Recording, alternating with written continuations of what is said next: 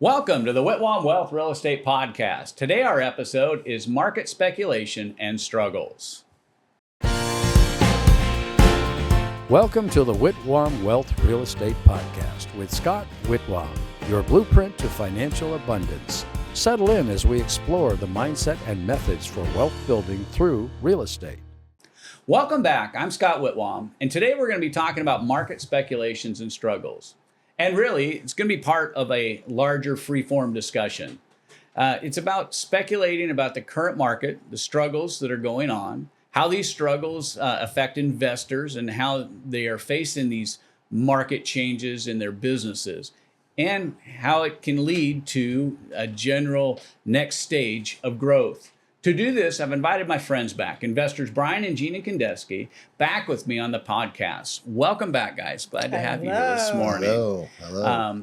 And we don't have a script today, but we've talked about a few things that we want to talk about today and that we want to touch on. And I think we just need to do it and kind of see where it goes. Yeah. Free flow it. Yeah. I mean, who's going to cut us off? This is our show. We can kind of do what I want, right? Yeah, that's right. So let's start with the topic. I want to talk about speculating on the market and how the struggles in the market and our businesses can lead to growth. So, obviously everybody who's in real estate, and I don't care what sector in real estate you are, there's been some struggles the last couple of years, and we're still kind of facing a bit of that right now. So. Absolutely. Yeah. We, 4 years ago when things kind of with the rates went up and everything started happening, I mean, we had about 60 to 65 flips going on. So you can imagine, summer rolled around and rates rose, homes wouldn't move. We kept lowering and lowering and lowering. Right. And then we ended up, thank goodness, we had good investors, some of them. But our main one, he came up with a plan. We worked through it, but it was hard. We decided to stay with it and do the right thing. And instead of, tossing in a towel and running, we decided to stick with it. And, we're getting through it. It's still some of those old lingering houses are there and issues, but it caused us to really, change what we're doing. I'm not a big runner. I'm just like, okay, let's roll the sleeves up. Figure out what we need to do to fix this thing. And you've been doing it a long time. Anybody who's in real estate for a long time, they've got to reinvent themselves. Things change a lot. The market changes. So, we just came up with different ways to make money and different channels and funnels and stuff like that. Just like we were talking about before we were on, all the stuff that you're doing, and which is awesome. So what are your thoughts? Yeah, I mean, for sure. Like what Brian said, really going inward and thinking about, okay, this is tough. Like we are struggling. We still have a couple houses that were almost they're finally listed. But yes, I mean, it was definitely a challenge for us. And like Brian said, thrown in the towel but choosing to do the right thing. But now looking at things differently and realizing, okay, we know what the market can do. And, Brian went through, and I'm sure you went through the crash in the early 2000s and stuff like that. This was a little bit different, but finding ways to better ourselves. And one of those ways is, we went and got our contractor's license and we started diversifying ourselves a little bit more, not just doing our own flips, not just doing our own pad splits, but really focusing on giving back to the community and how we could help others with our knowledge. And the contracting business has really helped balance that all out a little bit. Yeah, I'd say at least the last 2.5 to 3 years have been a little bit different than the 2008 crash. Oh, yeah. So the 2008 crash really manifests itself, 9, 10, 11, 12. But the difference was when prices dropped on houses so severely, it really affected, the traditional real estate market. But if you were flexible and you got into the short sale side of the market, you did really well. I remember having 23 short sale listings. Oh, yeah. We were killing it in doing short sales because there were still investor buyers out there. Yeah. Mm-hmm. There were people. How fun was that calling the banks all the time? Yeah, well, it was horrible. I had a whole back end short sale team. My wife ran it for a while, and then we transferred it over to title companies. Got involved in it, and then we worked with Davis Mild Law Firm. They had a short sale division too, and so some of it is you were required to tell clients Yeah. they needed to seek legal advice, right? Yeah. And so someone wanted to, we would get those over to Davis Miles and they would negotiate the whole back end thing. But it was a big, grueling process. But in a lot of ways, it was better because there were buyers in the market. Yeah. Right now, there aren't buyers in the market. I mean, you think about a market here, we're in the Phoenix area, right? So we should be seeing, 10,000 units a month selling, and we're seeing anywhere from 3,500 to 5,000 a month on a regular basis. And, people aren't excited. I mean, even when you go to buy a home as an investor now, right? So it used to be you could get, 8% interest and pay a point or something to the hard money guy, and you could get a pretty decent, especially if you knew you had a project that was going to stretch out for a year. Yeah. Now it's hard to do that. People are, 1099, I want points, 14, no points, 8%. 18. I haven't heard of the 8%. Yeah. So it's definitely not like that now. No, there's just no way you can find that now. Well, there's the buyers. They're there. There are buyers out there. But their buying ability is so much less because of that interest rate. Well, yeah, and that's true. Because let's say you put a house in the market for $500,000 at 7% interest, or 6.75 or 7% interest. That's a whole different ballgame than putting that $500,000 house in the market with 3% interest. Yeah. I mean, there's a huge swing. Yeah, and we, talking about that, that's one of the things we're talking about, changing and shifting. So we made that one change recently where we're buying, our focus for years, for the 25 years, the majority of it was to kind of focus on that first time end buyer.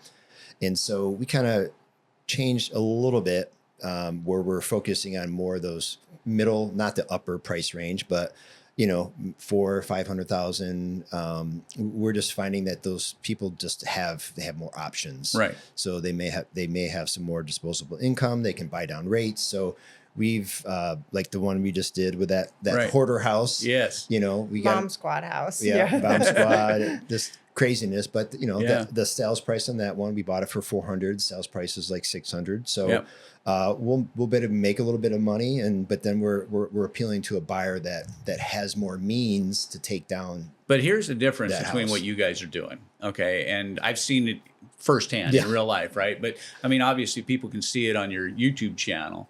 One of the things that you're doing that not a lot of investors do, especially in a tougher market like it has been, is you guys are still doing quality work. Yeah. And a lot of times, what happens is investors go, "Oh, it's much tighter out here, so I'm going to spend less." Yeah. I'm gonna create a lesser quality product. Well, what happens then is it sits on the market longer. Yeah. Because the houses that sell the fastest, for investors who are watching today, the houses that sell the fastest are the nicest houses that are priced the best. Yeah. I mean, so when you walk into a house that you guys have done, if Trinity's touched it, you walk into it and it's spectacular. It's a wow house, and it's much more likely to sell. The days on market are going to be less. Yep. And the buyer pool is going to be bigger because again, in a market like this, buyers got more options. They do. You know. Do. Yeah. It's funny because we don't typically work. We're agents, but we typically don't, take buyers around. And we had a lead through a friend, and he just bought a brand new home, $500,000 home, and we just did like the inspection walkthrough with them. And just speaking to your point, I was, she came from the builder, so she was more used to it. Right. But I was blown away how crappy the house was. It's a $500,000 home. All the fixtures were chrome, no ceiling fan. Right. Baseboards were under 2 inches wide, and carpet everywhere. And I'm like, this is a $500,000 home. Yeah. Like, we don't do this. Yeah. I wouldn't even think about, I would spend $5 more and get a black faucet. Why are we doing chrome? Or spend an extra $10 a linear foot and get 3.5 or 4 inch baseboards. Yes. It's it's so builder cheap. grade, and I know. Her brother's my roots are in the new business, home, and I was like, so come on, he's like, and they're all like that. They but really to your are. point, in the plastic surrounds in the showers, I'm like, who does this? Yeah. Well, Gina knows too, because she's been in that market. They do make options where you can upgrade it, but a lot of times in this market, it's like, well, 500 is kind of my top of my line, so I'm going to have to do builder grade instead of going, down to the showroom and going, oh, I want this better profiled baseboard, or I want this subway tile in the bathrooms and stuff. And The, again, the builders are eating it big time. Like they're not making their any margins money. are way down They're compared to what they were. buying, bulk to pay down, Yeah. and they're just not making any money. It's a tough gig. And so margins are thin, they are everywhere. Well, the other thing I've seen, and I've had a couple of clients referred to me from some law offices to try to come up with a solution. They're in the midst of trying to sue, the builder and come up with some solutions. Because as a contractor and as a real estate broker, I can put a couple different sets of eyes in a single walkthrough. And you can tell that the builders are also trying to find cheaper labor. Yeah. Because you go into some of these builders who have always been known for very good quality, and you walk in and you see subway tile that's not straight. Yeah. You see grout that's coming apart. So obviously, one of the problems that they're having is that they're going, hey, our normal guy is, $20 a square foot to put this tile on the wall. We can get a guy for 17 or 16, and now they're having issues after the fact. Yeah. And, I'd be interested to see what builder you're talking about. yeah. But, Well, I'm not it's going to say. I know off camera, but it's on air, interesting. but- I mean, the struggle is real for the builders as well. They have, like Brian said, a little bit more buying power with their mortgage companies to buy down those rates. So as investors, we're competing against the builder in terms of, our client that just got into this new home, if it would have been FHA, he had a 3.99% interest rate. He couldn't qualify for FHA, so then he's conventional, but they have that power. And so buyers really have to decide, hey, what's more important to me now?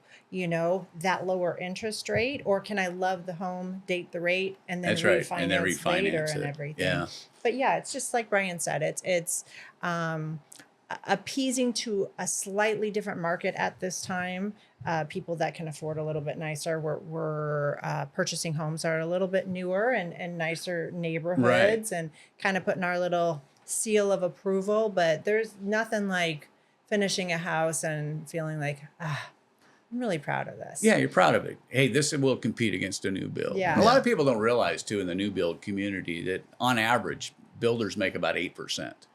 When I went through my new home builder, what is it? The CRS new build certification program, through the CRS program. One of the things that you go through is all of the, reasons why builders and how they scale their prices and stuff. There's a lot of overhead. You worked in it, you know that there's a lot of overhead in building a new home. A lot of times they're not picking that land up cheap. They've got joint venture projects on the land. So, they're in some kind of joint venture. So they've got to pay for that land at exorbitant prices.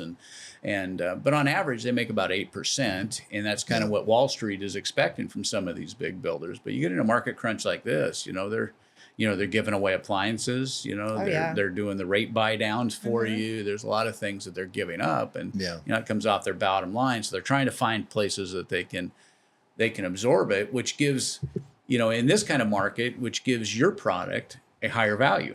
Yeah. You can turn this struggle in this market into a competitive product against new home builders by going through and actually reconditioning something, so that when somebody walks through the front door, it's like they got a brand new home. Yeah. And seeing the black faucets over the chrome faucets and everything. But not only are we dealing with that, but I know in the month of June that there were more cancellations than in the last few years, other than when COVID hit and everybody got scared and people started canceling, and the market did completely the opposite. But more cancellation of real estate transactions in the month of June than there's been in a long time. And I really have to think that has to do with the interest rate that we're fighting, and people sign a contract, and then as they go through the loan process, the lender gets further along the road and tells them realize what the payment is. Yeah, they see the payment and they're like, oh my gosh, $3,900, and everything. Well, let's face this. Anytime you're working with a lender, they're always saying, well, things will be better in the future. Yeah. I mean, lenders. I work with them all the time. And a lot of them, oh, this is temporary. Don't worry. 3 years ago, I have a lender friend who was telling everybody, don't worry about it. This is just temporary. Remember when Yellen and Powell were all talking about this transitory inflation and don't worry, it's not.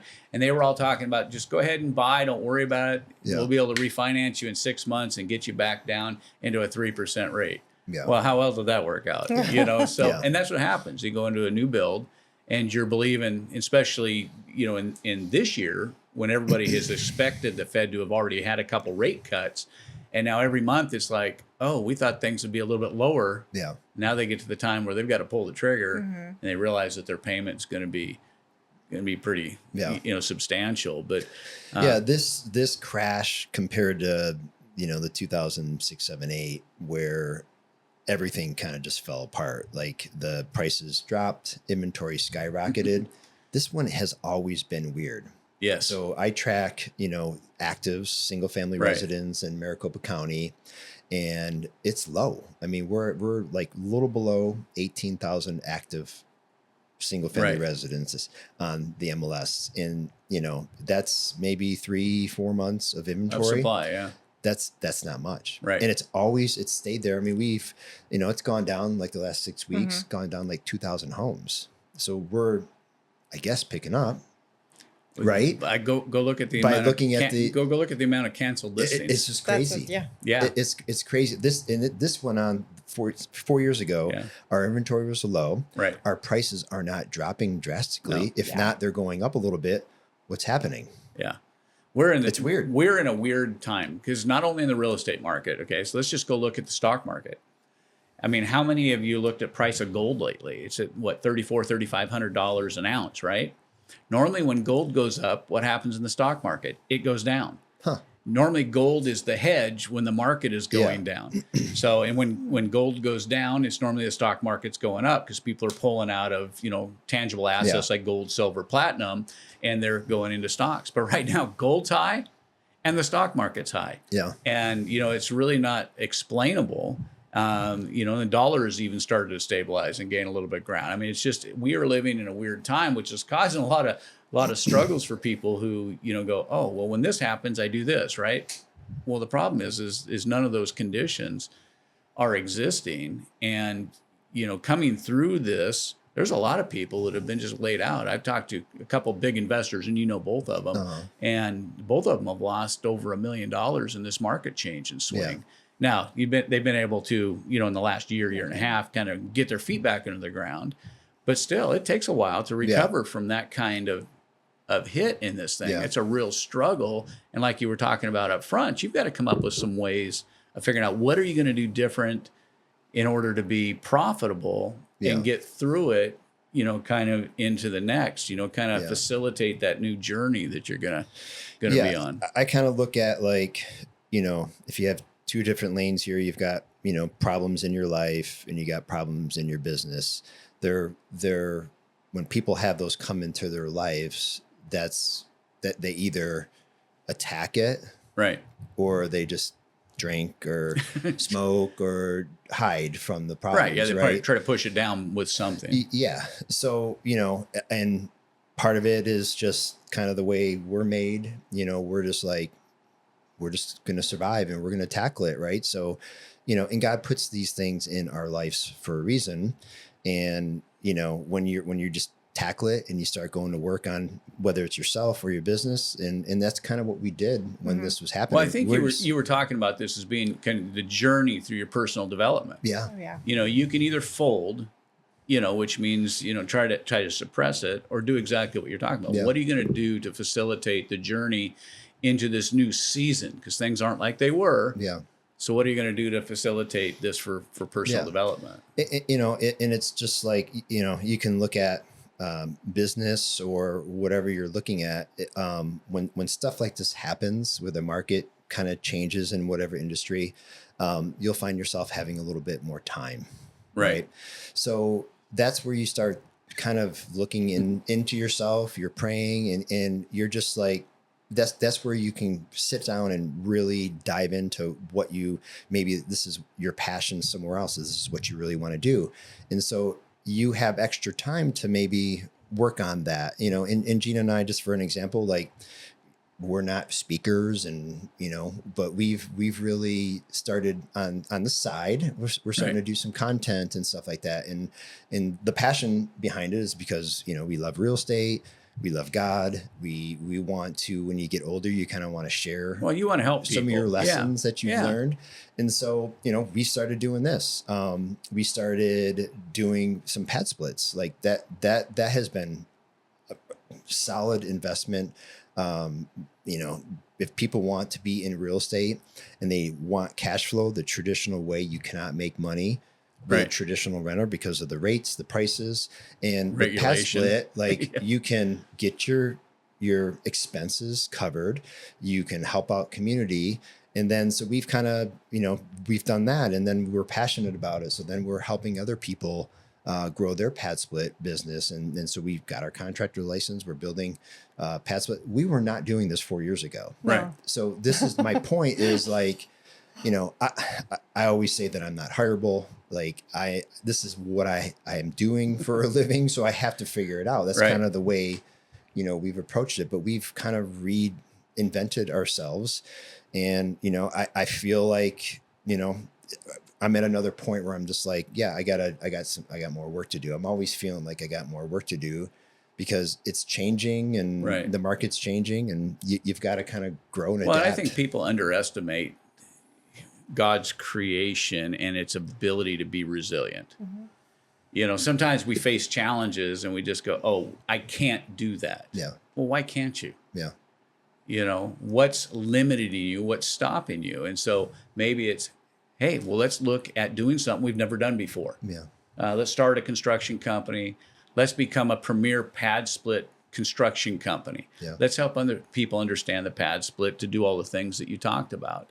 And sometimes it takes personal development. Now, I know you guys are really good about your routine. You guys are in the gym, you're working out. What about people who are facing the challenges in this journey because of the struggles you're going through, and looking inside and going, I've neglected this thing. Yeah. If I don't take care of changing the way I eat, changing the way I exercise and work out, I'm not going to live the life that I want to live when I get to be 50, 60, and 70 years old. So maybe now some introspective, peering, kind of makes a difference. And I know that you've talked about. Yeah, for sure. that I quite mean, a like bit. what Brian said, you had to like reinvent yourself. So you're reinventing yourself, not only in the business aspect, but also reinventing your mindset. Right. Like, hey, I've been so set in my ways and this is how things go. All of a sudden, a downpour happens, and a big downpour happens. And so you have to really just absorb that rain, let it soak in, because God is watering that seed for you. He's really like, okay, let's water that seed. Let's see what you need to do. Right. And so during the last 4 years, we've done a lot of that in many different areas. But really, it's just breaking it down. And like Brian said, you said as well, Scott, like you really need to just look at all areas of your life, your finances, your relationships, your relationship with God, your work, all your fitness and your spiritual well-being, and just think, okay, what do I need to do? And if you have to break it down step by step, you can do a little bit each day to kind of start focusing on that. And, we're constantly doing that, like every day. Yeah. I know last week I was really trying to process some things and going through God's promises. And I went inside myself, and I'm not usually like an inside quiet person. Like Brian and I, we usually talk through everything, but for some reason, whatever change we were going through really had me look inside and just quiet my mind and really listen to what God was saying. And like by the end of the week, whew, Yeah. we saw some really sunny days. Well, We did. Well, let's talk about that, Gina. Maybe you could start this kind of off on this, the journey we're talking about here. Having God at the center of your journey in order to lead you to the place where you want to be. And I know that in your and Brian's life that has been a big transformation in the last few years for you. So can you talk a little bit about that? Yeah, I mean, we touched on this before. I'm more of the newer Christian, Right. so I'm all excited about everything.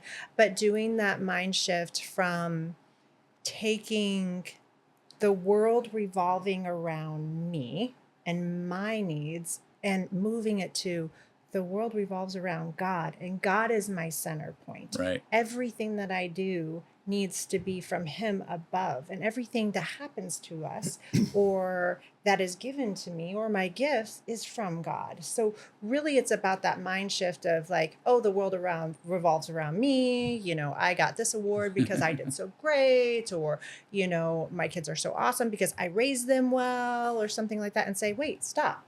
I need to remove myself from it and really focus on God being the center and give Him all the praise. And that's really important. What a difference it not only makes in your life, because obviously it helps to bring a center to things. So when you're facing struggles, you're not facing them alone anymore. Oh, yeah. Yeah. Right? It's not all on you. It's not all on your shoulders. But what a difference it makes too for others, because now your interactions with other people are about helping them and elevating them. And that really builds relationships. Yeah.